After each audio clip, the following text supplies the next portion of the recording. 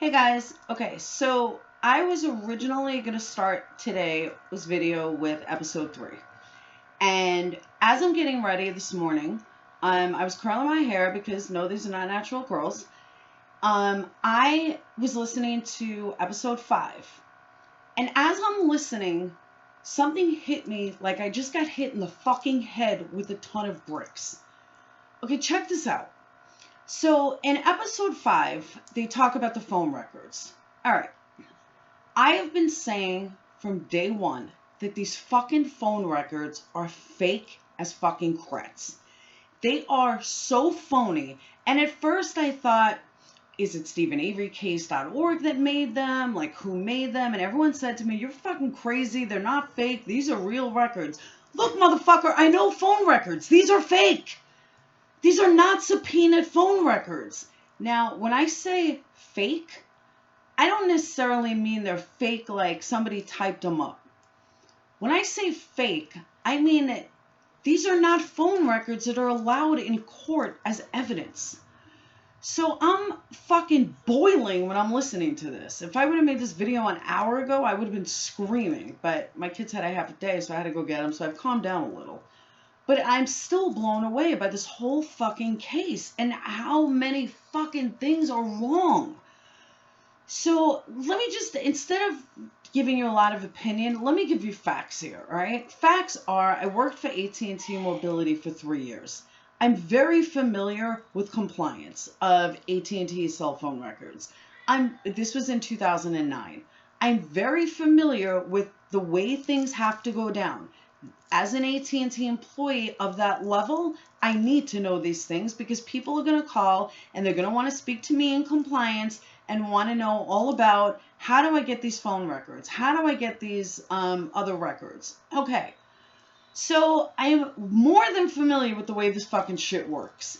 I can tell you that records that were turned in that are fucking hand typed are not allowed in a court. Now, you could say, okay, well, I'm from New York and maybe it's different in New York. And that would be the case, except for the fact that my case and where I worked was in the state of Iowa. Iowa is a neighboring state to Wisconsin. Most of the Midwest towns, with the exception of Chicago, in other parts of Illinois, the way the courts are run, you still have to have a subpoena. Okay, well, so with that said, let me show you the difference. This is what's called a subpoena. This is what a lawyer gets, and lawyers are the only ones allowed to get subpoenas, or prosecutors, because they are lawyers. But here is what a subpoena looks like. Okay, that's an AT&T subpoena, by the way. And I put a link for that. Now let me explain something to you what a subpoena is. A subpoena is the only court document that is allowed to be presented because then it's coming straight from the company. All right, now you want to know what a subpoenaed phone record looks like. This is what a subpoenaed phone record looks like. It gives every single detail down to CDMA, what the actual tower it was off of. It gives you every ounce of fucking information. This is legal. Now this, don't mind my broken nail, this came from Scott Peterson case. Okay, huge trial, another very high profile case. I put a link to all the evidence in the Scott trial. What's very interesting about that trial, there's like 36 different types of phone records.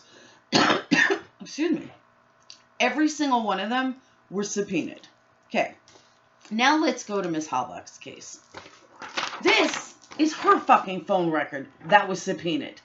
Okay, this is not a subpoenaed phone record. This is a record that her brother, or yeah, I think it was her brother, her cousin, or whatever the fuck he is, typed up or printed out for the police. Okay, get the fuck out of here. This was allowed in court? This shit isn't allowed in court. You need a fucking subpoena. So, beyond my comprehension, okay, let's go to Stephen Avery's court records with this star 67. I personally, today, I was in a rush, could not find the original records. I do know that they were hand typed.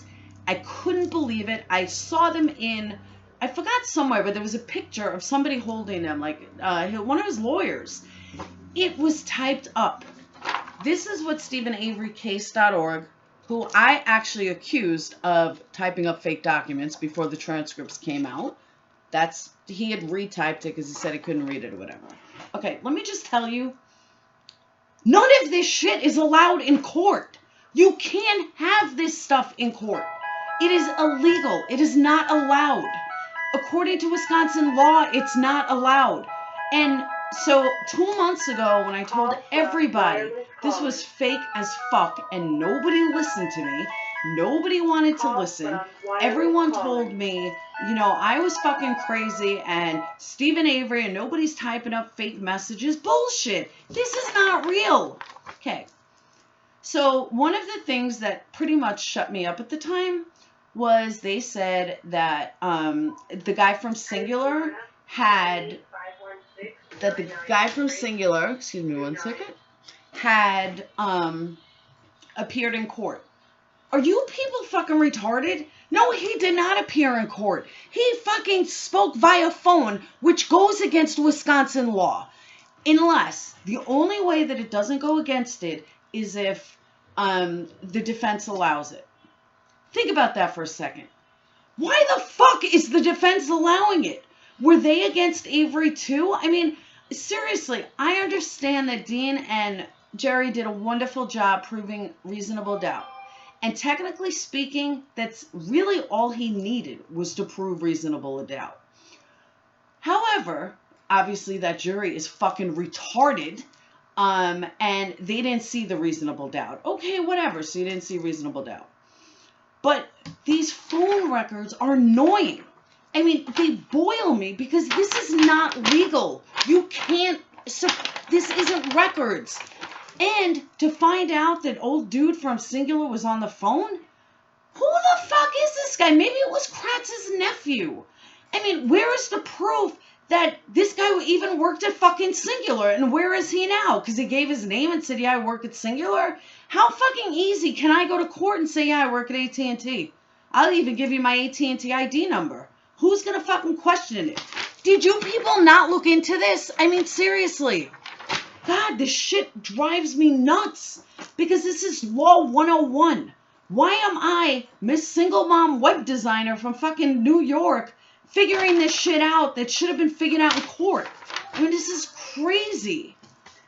It just blows my mind. He did it via phone. Kratz, did you set this shit up? I mean, who the fuck knows? So now let's go one step further, and this really has nothing to do with anything other than the phone records. Now, this part of the phone records, I know because I lost one of my cell phones the other day. Now, there has been a lot of talk about the calls in Chicago and why something pinged on Chicago. Well, because I lost my phone and I spoke to Verizon about this, I'm going to clear a big misconception. Her phone was not in Chicago. This is actually her voicemail. Her voicemail on these records are pinging in Chicago. Now, here's the thing that I find interesting. The courts had spoke about, or I'm sorry, the defense or prosecutor, I forgot who, had spoke about that he left her a voicemail at 4:30. Okay. And they showed at one point right here, voicemail 4:30. And that's also pinging in Chicago. Even if she had been killed closer to Chicago, that doesn't make any sense. Because you couldn't get to Chicago that quickly. I mean, I guess you could in like 2 hours. But that's, her phone call first started at 4:30 in Chicago. So just to clear this up, these are all her voicemail. Her voicemail is actually in Chicago. It has nothing to do with anything else or where it was pinging. That's where her voicemail number is. But what I also find interesting is that this like 37-second call you would say would be in voicemail. And that's, I remember hearing that. Oh, that was probably a voicemail. Well, the interesting part about that is that's not pinging voicemail. That's pinging in Milwaukee. So that's one of those moments you sit there and go, that's an aha moment, because that doesn't make sense. Because I know that some of these calls, here's an 8-second one. Here's another one, 8-second. And a lot of people have said, oh, that must be a voicemail. Well, if that was a voicemail, it would be pinging in Chicago. Now, to be honest with you, I don't have all the answers right now because all of this just happened today, like within the last couple of hours. But I'm going to make a part 2 to this. And in part 2, I'm going to get more definitive answers for you. But I just felt that all of this needed to be out because I was so mad. And I cannot work or enjoy the rest of my day without getting this out of my system. So with that said, peace. But I also want to say, I promise you the website will be done this weekend. I had to take time out. Obviously, my bills, what pays my bills are going to come first. So I apologize. Again, don't forget, check out website. The website will be at aguiltyinjustice.com. But for now, check us out on Facebook. And I forgot to also add, I also run a Facebook group for those with dirty minds and that are very sarcastic. It's not a group, it's a page called Broken Bitch Barbie on Facebook. So go check that out, and I will speak to you later. Peace out.